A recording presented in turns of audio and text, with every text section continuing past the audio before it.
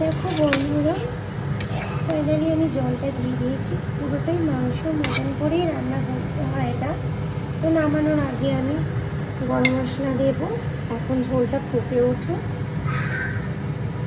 আর আমি একটু ঢেকে দেবো। তো শোল মাছের যারা যারা শোল মাছ খেতে ভালোবাসো তারা অবশ্যই আমাকে কমেন্ট করে জানাবে।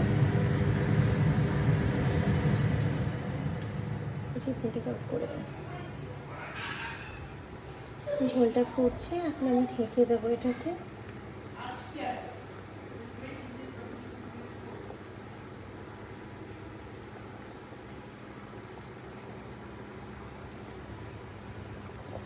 ভীষণ একটা সুস্বাদু খাবার শোল মাছ। ভালো লাগে, যারা খেতে ভালোবাসে তাদের অবশ্যই ভালো লাগবে, আর যারা খেতে ভালোবাসে না তাদের ব্যাপারটা টোটালি আলাদা। আমাদের ভালো লাগে, আমরা খাই, যেহেতু শোল মাছটা ভালো টেস্টি মাছ।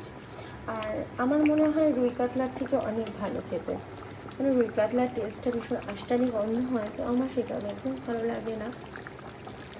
আর শোল মাছ থেকে ওই বাজে গন্ধটা হয়নি না কখনো, তো সেই জন্য খেতে ভালো লাগে। আর ওই মাছটাও বেশ খেতে খুব স্বাদ। তো হয়ে গেছে, একটু ফুটে উঠে আমি গরম মশলা দিয়ে দেবো। ফুটে উঠেছে, আমি গরম মশলা দিয়ে ঢেকে দেবো। তো বন্ধুরা, আমার মাছের রেসিপি যদি তোমাদের ভালো লেগে থাকে, লাইক কমেন্ট শেয়ার করো। টাটা।